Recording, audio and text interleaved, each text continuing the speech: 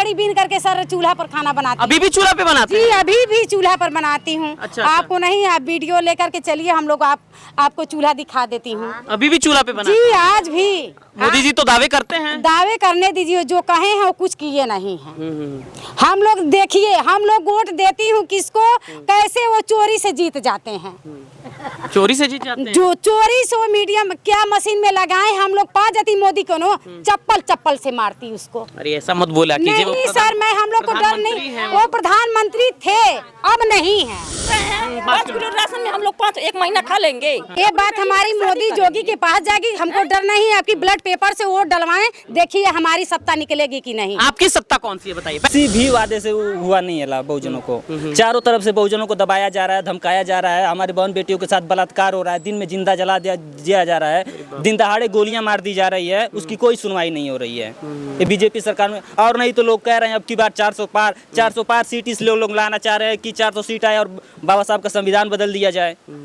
यही बीजेपी सरकार की है। लेकिन दलितों का हित किसने किया है? चंद्रशेखर भैया। इस समय चंद्रशेखर भैया हम लोग के लिए जैसे बाबा साहब भगवान थे, इस समय चंद्रशेखर भैया हैं। हम लोग को बेटी बहन भाई के सबके सुरक्षित के लिए अपना जान कुर्बान दे रहे हैं। बांसगांव क्षेत्र में हूँ। बांसगांव संसदीय क्षेत्र एक ऐसा क्षेत्र है जहाँ पे हमेशा से आरक्षित सीट रहती है और ये दलित बहुसंख्यक इलाका है, यानी सबसे ज़्यादा दलित यहाँ पे रहते हैं। तो आज दलित की बस्ती में यहाँ पे आना हुआ। आनंदगढ़ पड़ेगा, आनंदगढ़ के पे हम लोग आए हैं। लेकिन बांसगांव लोकसभा क्षेत्र में कौन सी पार्टी हावी है और दलितों का नेता कौन है, क्योंकि एक तरफ से सदल प्रसाद हैं तो दूसरी तरफ बसपा से राम समूज जी हैं, साथ ही कमलेश पासवान हैं। तो तमाम लड़ाइयाँ यहाँ पे लड़ी जा रही हैं। एक लड़ाई गांव में भी चल रही है, वो है विचारों की लड़ाई। तो चलिए आज बात करते हैं कि यहाँ पे किसका वोट पड़ने वाला है, कौन इस चुनाव में किस पे भारी है। क्या नाम है? ठीक है। अच्छा, सांसद को जानती है कौन है इस समय? हाँ, कमलेश पासवान। हाँ, तो वो आते हैं इस क्षेत्र में? कभी नहीं आए। वो तो आपके इसी समाज से आते हैं? नहीं, कभी नहीं आए। हम लोग उनको चेहरा भी नहीं तक देखी हूँ। चेहरा तक नहीं देखी हैं? जी। अच्छा, वोट लेवे खातिर खाली चेहरा देखले, सबकी वोट मांगे आइल बा। अच्छा, वोट मांगने आते हैं तब दिखते हैं, तो पूछती नहीं है उन लोगों अरे से?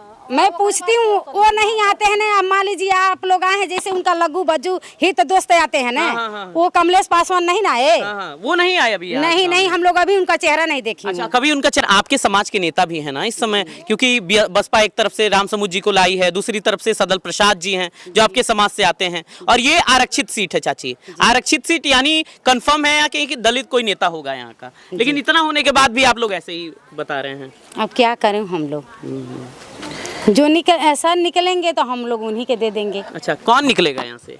अब मान लीजिए बहुजन से तो डॉक्टर हैं। हाँ।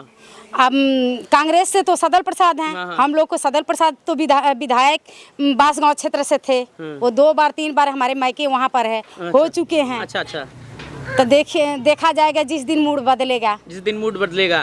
तो क्या लग रहा है, अभी भी आप लोग तमाम जो मुद्दे हैं, नेता मुद्दे आपके पूरे नहीं करते? सांसद नेता कभी नहीं। अच्छा, कभी नहीं। अच्छा, आप क्योंकि आपके परिवार में तमाम लोग भी हैं, रोजगार के तमाम साधन है, बच्चे यहाँ पे अभी कोई बच्चे मिले हमें, साथ ही उज्ज्वला योजना एक बहुत बड़ा मुद्दा है। आपको पैसे मिलते हैं, राशन मिलता है 5 किलो? 5 किलो मिलता है। तो मान लीजिए गैस इतना महंगा है सर, तो हम लोग कितना गैस भराएंगे? 200-300 के मालिक नौकरी करते हैं, 3-4 बच्चे हैं। हम लोग पढ़ाएंगे कि खाएंगे तो क्या करेंगे कि गैस भराएंगे? गैस भराएंगे तो हम मान लीजिए 1000-1200 इस समय गैस हो गया, हम लोग कहाँ कैसे भरा पाएंगे? मान लीजिए हम लोग की ड्यूटी नहीं कुछ मिला, घर में लड़की या बच्चे पढ़ लिख करके बैठे हैं, तो कैसे हम लोग खाएंगे? अच्छा, हम लोग तो लकड़ी बीन करके सर चूल्हा पर खाना बनाते हैं। अभी भी चूल्हा पे बनाते जी हैं? अभी भी चूल्हा पर बनाती हूँ। अच्छा। आपको नहीं, आप वीडियो लेकर के चलिए, हम लोग आपको चूल्हा दिखा देती हूँ। अभी भी चूल्हा पे बनाते जी आज भी। मोदी जी तो दावे करते हैं। दावे करने दीजिए, जो कहे हैं वो कुछ किए नहीं हैं। हम लोग देखिए, हम लोग वोट देती हूँ किसको, कैसे वो चोरी से जीत जाते हैं।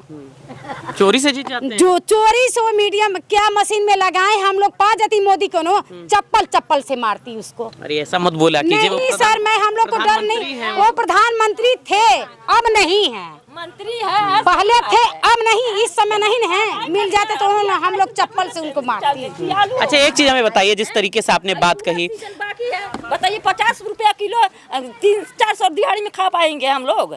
हैं? इस समय 28 रुपए किलो अभी आलू है। पहले बताइए 28 रुपए किलो आलू है। मान लीजिए 10 परानी है, 1 किलो आलू में तो पेट नहीं भरेगा बच्चों का। 5 किलो राशन की बात कर रहे हैं। 5 किलो राशन में हम लोग एक महीना खा लेंगे। हैं? मान लिये एक मुश्त पीछे 5 किलो मिल रहा है तो हम लोग खा लेंगे 1 महीना। अब परिवार में कौन कौन है? 4 हैं। अच्छा, 4 ही लोग हैं। कमाई कितनी हो जाती है? 350 का 400 का दिहाड़ी होती है। एक दिन में 350-400 में? हाँ। तो उसमें कैसे गुजारा होता होगा? वही आप लोग सोचिए कैसे गुजारा कर रहे हैं हम लोग ने। सरकार दावे कर रही है 80 करोड़ लोगों को हम तो लोग दे रहे हैं। करेगी जो पढ़ा लिखा रहेगा वो भी कहने है, सरकार रहेगा वो भी। ये बताइए 400 में हम लोग बचाएंगे। ये बात हमारी मोदी जोगी के पास जाएगी। हमको डर नहीं है, आपकी ब्लड पेपर से वोट डलवाएं, देखिए हमारी सत्ता निकलेगी कि नहीं। आपकी सत्ता कौन सी है बताइए, पहले बताइए। बहुजन जी। अच्छा, तो बहुजन जातीय लगाव की वजह से है या बसपा ने जो दलितों के लिए किया है उसे सोच के आप लोग वोट देते हैं? हम उसी सोच के बाबा साहेब के संविधान के लिखना पर हम लोग चलती हूँ। अच्छा चाची, जब भी बसपा या दलित समाज की बात होती है, दलित समाज और बसपा की बात होती है, तो एक बात कॉमन है कि दलितों का उद्धार अगर किसी पार्टी ने किया है, बसपा ने किया है। लेकिन दूसरी तरफ आजाद समाज पार्टी चंद्रशेखर जी का, चंद्रशेखर रावण, वो यहाँ से टिकट पाएंगे ने, जो बच्चियां नहीं वोट डालने पाएंगी ने, उनको हम सोर्स पानी लगा करके कैसे चोरी चंडाली से वोट देंगे चंद्रशेखर भैया को। लेकिन यहाँ से तो लड़ ही नहीं रहे हैं। टिकट नहीं वो कह रहे हैं कि मान लीजिए जहाँ बहन जी लड़ेंगी तो वहाँ से हम नहीं लड़ेंगे, चंद्रशेखर भैया लड़ेंगे तो हम वो नहीं लड़ेंगे। यानी कहीं ना कहीं आप लोग दलित समाज की तरफ देख रही हैं और इसी वजह से आप लोग बसपा को वोट दे रही हैं। जी जी अच्छा, जी। लेकिन दलितों का हित किसने किया है? चंद्रशेखर भैया। अच्छा, इस समय चंद्रशेखर भैया हम लोग के लिए जैसे बाबा साहेब भगवान थे, इस समय चंद्रशेखर भैया है। हम लोग को बेटी बहन भाई के सबके सुरक्षित के लिए अपना जान कुर्बान दे रहे हैं। अच्छा, दादी लोग भी हैं, थोड़ा दादी लोगों से बात करते हैं। दादी, उनको ठंडक लग रही है। ठंडक लग रही है? गर्मी में इतनी ठंडक लग रही है आपको? गर्दवा पड़त है नानी अखिया बनल। अच्छा, गर्दवा पड़ता है खातिर। अच्छा दादी, ये बताइए, आप सरकार कहले बड़ा पेंशन उनसन देता नहीं, वृद्धा पेंशन उनसन मिलेला? हाँ 3000 मिलला। 3000 मिलेला? हाँ। अच्छा, साल भर हो गए तो मिलबा न कइली नहीं पता। तो ये थे लड़का हमार 3 बरस से अंधा भइल बाड़ा, उनका कौनो योजना नहीं है। आपके मिला था ना? हाँ हमके मिला। आपके मिला था। अच्छा, ये बताइए, अब अहिना के वोट के बात होता रहा है, आप ही लोग इतना साल से आप लोग देखते हैं, इतने सालों से आप लोग वोट देते हैं, तकरीबन 70 साल से ऊपर आपका उम्र हो रही है। कुछ बदलाव हुआ है दलित समाज में या वैसे का वैसा है? ऐसा कैसा है? हाँ, पहले भी लोग आपकी स्थिति ऐसी थी या ऐसी है? ऐसा है जैसे बा वैसा है। कहीं ना कहीं ये पूरा मामला आप देखने को मिल रहा है। नहीं नहीं अब नहीं बदलाव है थोड़ा सा भी? नहीं, अपने जंगरे जे बा जेकर जुरल मिलते अपन ये मड़ई झोपड़ी डाल के अपन गुजर सफर करता। तो ये स्थिति यहाँ पे है।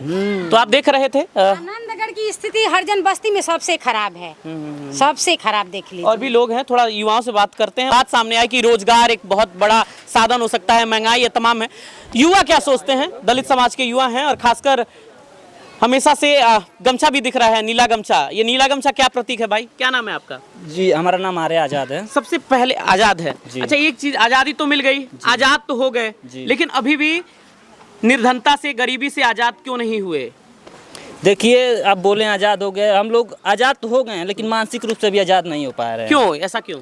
क्योंकि ये जो पहले का अपर कास्टों का जो बनाया हुआ है, अभी हमारे घर के बुजुर्ग, हमारे समाज के बुजुर्ग, महिलाएं, औरतें अभी भी उसी चीज़ में जूझ रही हैं, इसलिए हम लोग अभी आज़ाद नहीं हो पा रहे हैं सही रूप से।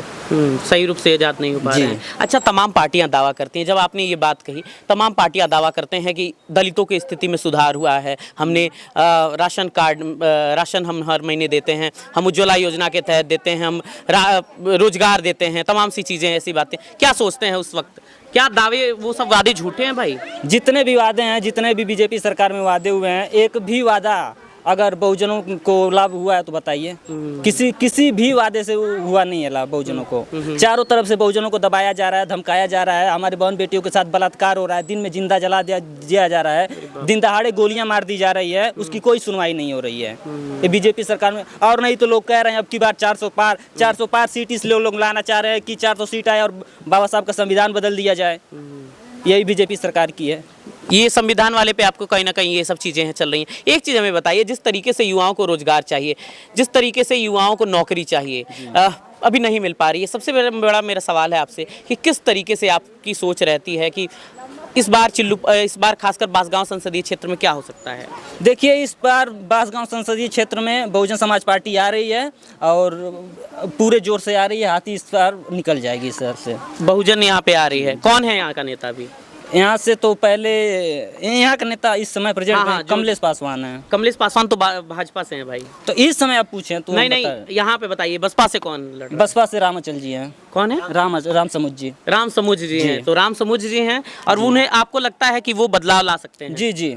तो बसपा के होने के नाते बदलाव आएगा या आपका युवाओं की सोच है कि युवाओं की सोच है और बसपा के नाते भी। बसपा के नाते भी? जी। तो देखिए कहीं ना कहीं यहाँ पे चारों तरफ जब हमने लोगों से बात की, लोगों से की भावनाएं समझी, तो एक बात साहब सामने आ गई कि आज भी इनके मन में एक अजब ठेस है, अजब स्थिति है कि ये लोग कैसे जूझ रहे हैं। लेकिन अभी भी जिस तरीके से इन्होंने साफ बोला कि चुनाव चलते रहेंगे, चुनाव होता रहेगा, लेकिन युवाओं की रोजगार की मांग जरूरी है, युवाओं को रोजगार मिलना जरूरी है। आप गोरखपुर दस्तक देख रहे हैं। चलिए किसी और दलित बस्ती में। बहुत अच्छा लगा आप लोगों से बात करके भाई, और खासकर जिस तरीके से आपने मुद्दे रखे, बहुत अच्छा लगा। थैंक यू सो मच आपका। बाकी कैमरे के पीछे धनंजय और आप गोरखपुर दस्तक देख रहे हैं। हमने पूरी कोशिश की है कि एक दलित बस्ती में जाया जाए, लोगों से बातचीत की जाए और लोगों से उनके मुद्दे समझे जाए। मुद्दे समझना जरूरी है। बाकी आप वीडियो देखते रहिएगा। बहुत बहुत धन्यवाद।